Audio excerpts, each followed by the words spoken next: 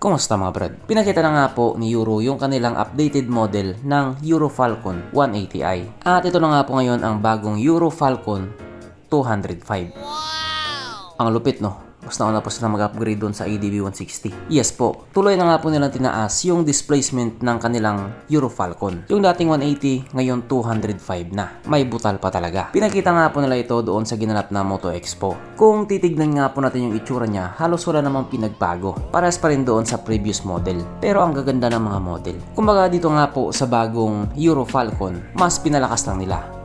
Sana hindi sa gas. Subalit ito nga po ay mayroon ng 205 cubic centimeter engine displacement, 4-stroke single cylinder, single overhead cam with 4 valves. Fuel injected at ito po ay naka-liquid cooled. Naka-dual channel ABS at meron na rin pong traction control system. Kaya ang sabi nga po ng ibang tao mukhang napag-iiwanan na daw yung branded. Si Honda ADV 160 nga po yung tinutukoy nila. Bakit daw? Kasi mukhang nagtitipid itong si Honda sa pag-upgrade ng mga motor nila. Unlike daw sa mga Chinese brand na halos taon-taon nag-upgrade. Ewan ko din, hindi ko rin alam. Siguro gusto talagang duminhin ng China yung motorcycle industry. Na kung iisipin nga po natin mabuti, mukhang dinodumina na nga po nila. Alam mo yung dinomina?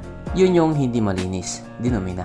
Gunggong! Pero may mangilan-ngilan nga po na user ng Falcon 180i hindi satisfied sa mga unit nila. Marami daw kasi issue. Basta. Alam na nila yon. Kaya dito nga po sa bagong labas nila, baka naman okay na. Kasi kung magkaroon pa rin ng issue, paktay tayo dyan. Kasi kahit nga po sabihin nating minor issue lang yan, malaki po ang impact niyan sa motor. Lalong-lalo na nga po kung ito ay isang made in China, pat China. Kaya ang gusto nga pong palabasin ng ibang tao kapag made in China ka, dapat perfect ka. Pero wala naman pong ganun. Kahit nga po yung mga tinatawag yung branded or yung mga leading brand, sumasablay din paminsan-minsan.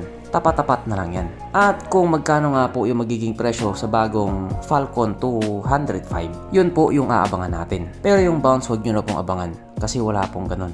K5.